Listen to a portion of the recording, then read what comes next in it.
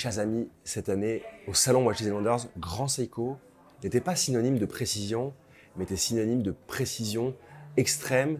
Et ça va nous ramener dans les années 60 tout de suite. On va faire un petit voyage dans le temps pour vous parler de VFA et surtout de UFA, qui représente la nouveauté 2025. Et vous allez le voir, de quelques autres montres tout aussi exceptionnelles.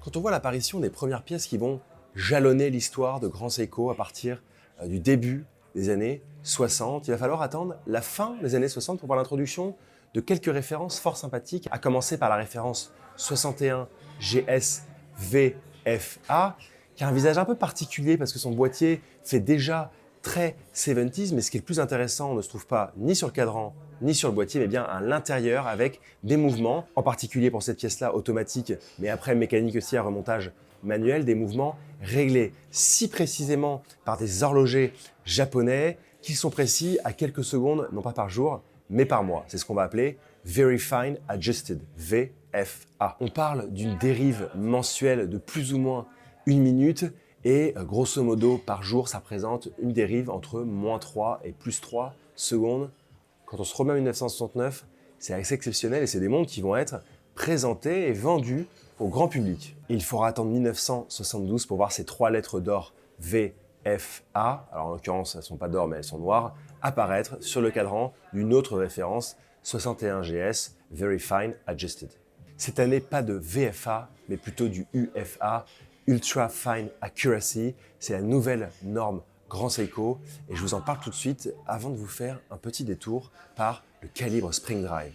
Vous savez, le calibre Spring Drive qui est apparu en 2004 avec le calibre 9R65, il associe une partie mécanique depuis le stockage d'énergie dans le barillet jusqu'à son évacuation par l'échappement vers le système de roue à une partie électronique qui justement englobe le rôle de l'organe réglant composé du balancier spirale avec l'échappement à encre. Et donc cette année, Grand Seiko inaugure le nouveau calibre Spring Drive 9RB2 qui est justement la combinaison du calibre Spring Drive que l'on connaît avec ce côté encore plus précis que je vais vous présenter juste après de UFA, Ultra Fine Accuracy. Et là, chers amis, on ne va pas parler d'une dérive en minutes par an, mais en secondes par an, avec une dérive de plus ou moins 20 secondes par an. C'est complètement aberrant et c'est juste magnifique. Et donc avec ce type de calibre, Grand Seiko va venir se positionner dans les montres les plus précises du monde à ce jour, qui sont équipées d'un ressort moteur. Alors évidemment, tout ça ne sort pas du chapeau.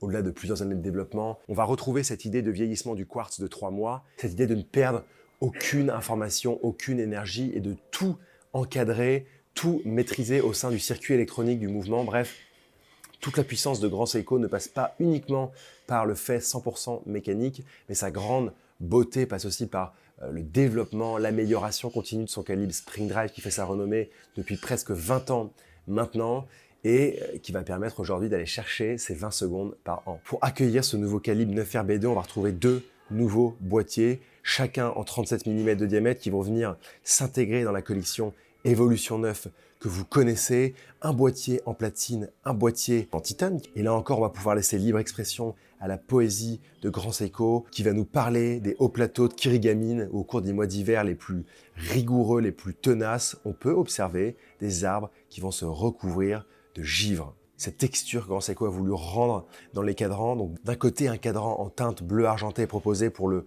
boîtier en titane, qui au passage a aussi un bracelet en titane, ce qui fait que la montre est magnifiquement légère. Et pour l'autre, pour le modèle en platine, on a un cadran bleu légèrement plus profond qui tire légèrement vers le Ice Blue et qui va encore, à mon sens, mieux avec cette idée de givre. Pour la SLGB 001 en platine, donc il faudra compter 42 000 €. Et pour la SLGB 003 en titane, il faudra compter 12 000 €. Bravo Grand Seiko. Là, on va faire quelque chose d'assez aberrant. On va passer de l'Ultra Fine Accuracy, la précision la plus extrême de 20 secondes par an, plus ou moins 20 secondes par an, à un Tantograph Tokyo Lion qui est juste bodybuildé, plein de finitions, assez gros, plein d'angles. Et donc du coup, on passe un peu du coq à l'âne ou de l'âne au coq. Non, on va plutôt passer du coq à l'âne cette fois, avec une pièce vraiment identitaire de Grand Seiko. Vous savez, en 2023, après le tourbillon, la complication qui est honorée chez Grand Seiko, c'est bien le chronographe, avec la présentation du célèbre Tantagraphe. Alors évidemment, c'est pas la première fois qu'on peut parler de chronographe chez Grand Seiko. En revanche, c'est la première fois qu'on peut parler, avec Tantagraphe, de chronographe mécanique chez Grand Seiko. À l'intérieur, on trouve le beau calibre 9S C5 qui prend sa base sur le 9S A5. Je vous rappelle 2 minutes, ce calibre il est vraiment exceptionnel parce que vous avez la combinaison incroyable de l'échappement à double impulsion et le double barillet qui livre la belle réserve de marche de 3 jours, même si le chronographe est en marche. Il s'agit ni plus ni moins du chronographe à 10 alternances offrant la plus longue réserve de marche disponible sur le marché. Aussi à noter évidemment les très belles finitions d'un mouvement dont les ponts ont reçu une finition côte de Genève, alors on va dire côte de Tokyo pour pas se faire frapper, ainsi qu'un anglage en règle, sans parler de l'ajourage de la masse oscillante et de ces belles gravures. Alors évidemment, vous savez que si on doit associer Grand Seiko à un animal, il s'agit du lion, et c'est toute la force de cet animal suprême que Grand Seiko a voulu rendre également dans cette nouvelle montre, ce nouveau chronographe Tokyo Lion de 2025. Je trouve que la signature esthétique de ce chronographe se trouve sur la bande de carrure avec les poussoirs qui ont été réellement travaillés avec énormément de relief comme ça en vague, comme pour accrocher le doigt une fois qu'on va lancer le chronographe ou le remettre à zéro. Et ça, c'est vraiment magnifique. Le motif, il s'inspire des ondulations de la crinière du lion. Et oui, il faut toujours un peu de poésie. Cette fois, ce n'est pas dans les plantes et les arbres, mais plutôt dans les animaux. Et à 3, 6 et 9 heures, on va retrouver ces sous-compteurs qui sont tout en relief, distinctif et comme incrusté dans le cadran. Ça, c'est vraiment un magnifique choix esthétique qui va un peu laisser chaque élément à sa place dans le cadran et améliorer ainsi la lisibilité. L'autre détail absolument fou de ce chronographe, et quand on regarde le fond de boîte, on le voit tout de suite, c'est le fait que le fond est réellement incurvé comme la glace saphir qui va permettre d'aller regarder le mouvement, permettant ainsi pour quand même un boîtier de très belle taille et assez imposant de venir embrasser la courbure du poignet. Ce nouveau Tantagraphe Tokyo Lion est proposé au prix de 17 500 € et il ne sera pas réservé à tous les poignets, vous vous en doutez. Après avoir commencé par le givre des arbres proches du studio Grand Seiko, être passé par l'animal suprême de la savane, on va revenir à des petites fleurs parce que c'est finalement ça qui nous donne beaucoup d'émotions chez Grand Seiko avec la présentation de la Grand Seiko Kiri, K-I-R-I, qui va venir reprendre la couleur très subtile, très douce d'une fleur de l'arbre Paulownia au Japon qui est vraiment représentatif de beaucoup de choses positives. On ne l'appelle pas arbre impérial pour rien. Le boîtier, vous reconnaissez tout de suite, on voit les formes de la 44GS de 67 dans un diamètre de 36,5 mm qui est juste parfait, qui va aussi bien en termes de proportion quand on parle de petites fleurs toutes douces.